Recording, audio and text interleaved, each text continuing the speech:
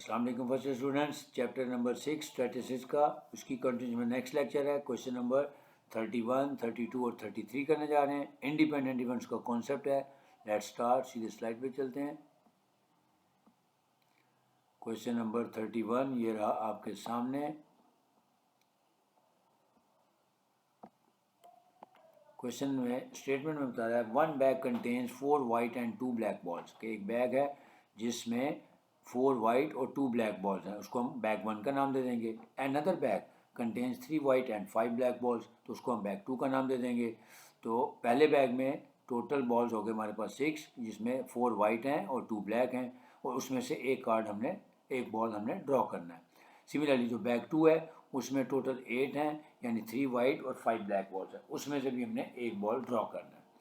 यानी दोनों में से एक एक ball. Another bag contains this and that if one ball is drawn from each bag. दोनों बैग में से अगर एक एक बॉल ड्रॉ करें, find the probability that both are white and both are black.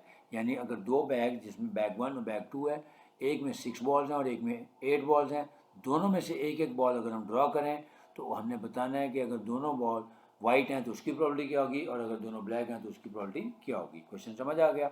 अब देखें, पहले बैग में से 6 में से एक निकलेगा तो सैम्पल स्पेस हमारा बन जाएगा 6C1। इसी तरह जो बैग 2 में से एक बॉल निकालेंगे तो वो भी जो सैम्पल पॉइंट्स होंगे हमारे सैम्पल स्पेस के, वो बनेंगे 8C1। अब हम देखते हैं कि अगर बोथ आर वाइट हैं तो उसमें क्या ऑप्शन बनेगी, कि इसका मतलब है कि जो बैग 1 से आपने ड्रा किया वो भी वाइट होगा और जो बैग 2 से ड्रा किया वो भी वाइट होगा। तो वाइट है 4, तो 4C1 होगा, एंड और दूसरा होगा 3C1। तो प्रोबेबिलिटी ऑफ ए हमारी आ जाएगी। कैसे, ये देखें। सबसे पहले हम लिखते हैं बोथ आर वाइट। तो बोथ आर वाइट का मतलब होगा कि प्रोबेबिलिटी ऑफ ए क्या हो जाएगी कि 4C1 और 3C1, क्योंकि 4 वाइट में से एक निकलेगा और सेकंड बैग में से एक निकलेगा, 3 में से निकलेगा। तो 4C1 आउट ऑफ 6C1 और इसी तरह 3C1 out of 8C1।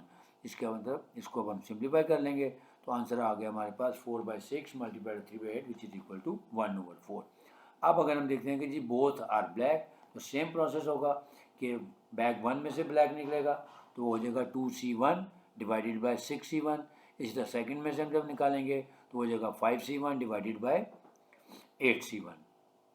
So both are black की प्रोबेबिलिटी आ जाएगी हमारी 2/6 मल्टीप्लाइड बाय 5/8, क्योंकि एंड की ऑप्शन आ रही है लिहाजा मल्टीप्लाई करेंगे। So probability of B is equal to 5/24। Next question number 32। Again question number 32 में अब 2 डिफरेंट अर्न्स आ गए। अर्न कहते हैं बैग कोई, कि 2 अर्न्स हैं, एक अर्न 1 है और एक अर्न 2 है। जो फर्स्ट अर्न है उसमें जो बॉल्स दिए हुए हैं उसकी जो ब्रेकअप दिया हुआ वो क्या है कि 3 वाइट हैं, 7 रेड हैं और 15 ब्लैक हैं। तो टोटल हो गए 25 बॉल्स। इनमें से एक बॉल ड्रॉ करना है हमने। इसी तरह जो सेकंड अर्न है उसमें जो ब्रेकअप दिया हुआ है 10 वाइट हैं, 6 रेड हैं और 9 ब्लैक बॉल्स हैं, यानी ओवरऑल 25 बॉल्स हैं और एक बॉल इसमें से भी ड्रॉ किया गया। अब क्वेश्चन को पढ़ लेते हैं। 2 earns contain this and that and other contain this and that, यानी उसका ब्रेकअप ये मैंने बॉक्स में आपको दिखा दिया। 1 ball is drawn from each earn. Again कि अर्न 1 में से भी एक बॉल ड्रॉ करना है और एक अर्न 2 में से भी करना है। What will be the probability that both will B of the same colour. बिल्कुल क्वेश्चन नंबर 31 जैसा ही है कि दोनों में से हमने एक एक बॉल ड्रॉ करना है और उसके बाद बताना है कि both will B same colour. अब जब सेम कलर होगा तो इसका मतलब है वो दोनों वाइट भी हो सकते हैं, वो दोनों रेड भी हो सकते हैं और वो दोनों ब्लैक भी हो सकते हैं। तो उसी एतबार से हम इसकी प्रोबेबिलिटी कैलकुलेट करते हैं। सबसे पहले सैम्पल स्पेस बना लेंगे। Let A be the event that both are of same colour. अब देखें, बोथ आर वाइट और बोथ आर रेड और बोथ ब्लैक, यानी तीनों ऑप्शन होगी, क्योंकि जो 2 बॉल हम ड्रॉ करेंगे, एक 1 में से और एक सेकंड अर्न में से, तो वो दोनों वाइट भी हो सकते हैं, वो दोनों रेड भी हो सकते हैं, वो दोनों ब्लैक भी हो सकते हैं। तो उसी एतबार से क्योंकि और आ रहा है तो इनकी प्रोबेबिलिटी निकाल के प्लस कर लेंगे। अब बोथ आर वाइट का मतलब क्या हो गया कि वाइट फ्रॉम अर्न 1, यानी वाइट कितने हमारे पास 3, तो 3C1 हो जाएगा। इसी तरह एंड आएगा तो दूसरा हो जाएगा 10C1, क्योंकि दूसरे बॉक्स में या दूसरे अर्न में 10 वाइट हैं। तो 3C1 multiplied by 10C1 divided by, अब 3C1 को हम डिवाइड करेंगे 25C1 से, क्योंकि इसका सैम्पल स्पेस टोटल 25 का है और इधर भी 25 है। अच्छा, दोनों में सेम आ रहा है। तो हमारे पास पहला आ जाएगा, हमारे पास देखें 3C1 यानी 3/25 मल्टीप्लाइड बाय 10/25, और की वजह से प्लस आ गया। अब सेकंड ऑप्शन क्या है, बोथ आर रेड, तो 7 रेड थे उनमें से एक निकलेगा और टोटल थे 25, तो 7/25 मल्टीप्लाइड बाय, इधर रेड थे 6/25 आ जाएगा। फिर तीसरा और की जगह फिर अगेन प्लस आ गया। अब हमारे पास ब्लैक हैं 15 आउट ऑफ 25, तो 15/25 या 15C1/25 C1 करेंगे तो तब भी आंसर सेम ही आएगा। और इसी तरह जो सेकेंड रन है वहाँ पे 9 ब्लैक हैं, तो 9C1/25 C1 करेंगे तो 9/25 आ जाएगा। अब यहाँ पे हम कैलकुलेटर से इसको सिंपलेस्ट फॉर्म में लिख लेंगे, तो आंसर हमारे पास आ गया 207/625। Next question number 33। Question number 33, the probability that a man will be alive in 25 years is 3/5। याद रखें कि इसको इंडिपेंडेंट इवेंट्स कहते हैं, तो और कॉम्प्लीमेंट इवेंट्स भी कहते हैं। अगर एक आदमी के ज़िंदा रहने का चांस 3/5 है, तो इसका मतलब है उसके डेड होने का चांस 1-3/5 हो जाएगा, यानी 2/5 हो जाएगा। सिमिलरली अगर उसकी वाइफ के ज़िंदा रहने का चांस है 2/3, तो उसकी वाइफ के मरने का चांस हो जाएगा 1-2/3 यानी 1/3। तो जब भी इस तरह का क्वेश्चन आएगा तो हम क्या करेंगे, सबसे पहले जो उनकी प्रोबेबिलिटी ऑफ सक्सेस है वो निकाल लेंगे, यानी जिंदा रहने की ज़्यादा निकाल लेंगे, और फिर उनके मरने की प्रोबेबिलिटी भी साथ ही निकाल लेंगे, जिसको हम कॉम्प्लीमेंट से डिफाइन करेंगे। यानी let A man will be alive, वो अगर ए है तो ए कॉम्प्लीमेंट क्या हो जाएगा, ही विल बी डेड। इसी तरह बी के ज़िंदा रहने की प्रोबेबिलिटी को हम बी कह रहे हैं, तो उसके मरने की प्रोबेबिलिटी को हम बी कॉम्प्लीमेंट कहेंगे। अब हम पहले इनकी प्रोबेबिलिटीज निकाल लेते हैं। सो प्रोबेबिलिटी ऑफ ए यानी उसके ज़िंदा रहने का चांस 3/5 है, तो उसके मरने का चांस होगा, उसका कॉम्प्लीमेंट ले लेंगे, यानी 1-3/5 विच इज इक्वल टू 2/5। इसी तरह बी के ज़िंदा रहने का चांस है 2/3, तो उसके मरने का चांस कितना हो जाएगा, 1-2/3 विच इज इक्वल टू 1/3। जब हम ये चारों कैलकुलेट कर लेंगे, अब हम क्या करेंगे, क्योंकि इंडिपेंडेंट इवेंट्स हैं, इनकी प्रोबेबिलिटीज़ को मल्टीप्लाई करते जाएंगे। कैसे, पहला पार्ट देखें, both will be live. Both will be live का मतलब है कि ए भी जिंदा हो और बी भी जिंदा हो, ठीक है, ये पहले मैंने शॉर्ट फॉर्म में लिख ली प्रोबेबिलिटीज। अब बोथ विल बी लाइव का मतलब है ए और बी दोनों जिंदा हो, तो उसको हम कहेंगे probability of A intersection B which is equal to probability of A multiply by probability of B. क्योंकि इंडिपेंडेंट इवेंट्स हैं, लिहाजा इसका प्रोडक्ट ले लेंगे।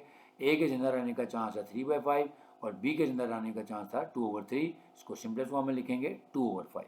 Second part, only man will be live, इसका मतलब है ए जिंदा होगा तो बी आपका जिंदा नहीं रहेगा, तो इसको कहेंगे probability of A intersection B complement, उसका फार्मूला भी होगा, दोनों की प्रोबेबिलिटी को मल्टीप्लाई कर देंगे।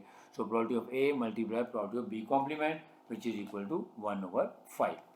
Third part, only wife will be live, इसका मतलब है अब बी और ए इंटरसेक्शन ए कॉम्प्लीमेंट लेंगे, यानी बी विल बी लाइव का मतलब वाइफ विल लाइव का मतलब है कि शोहर जो है वो जिंदा नहीं रहेगा, लेकिन बीवी उसकी जिंदा रहेगी, तो इसको हम कहेंगे probability of A complement intersection B, क्योंकि ए के ये मरने का चांस है और ये बी का जिंदा रहने का, तो दोनों का प्रोडक्ट ले लेंगे 2/5 multiply by 2/3 which is equal to 4/15। Next part number 4, at least one will be live. अब at least one will be live का मतलब क्या है कि ए जिंदा हो या बी जिंदा हो या दोनों जिंदा हो, तो इसका मतलब है इसमें तीन ऑप्शन आ रही हैं हमारे पास कि ए जिंदा हो लेकिन बी जिंदा ना हो, यानी ए इंटरसेक्शन बी कॉम्प्लीमेंट, या प्लस आ जाएगा उसकी और की जगह प्लस आ जाएगा कि ए ना जिंदा रहे लेकिन बी जिंदा हो जाए, और कि दोनों ही जिंदा बच जाएँ, तो इसका मतलब है इन सब की प्रॉपर्टीज हमने निकाली हुई हैं, वो यहाँ पे हम वैल्यूज पुट कर देंगे।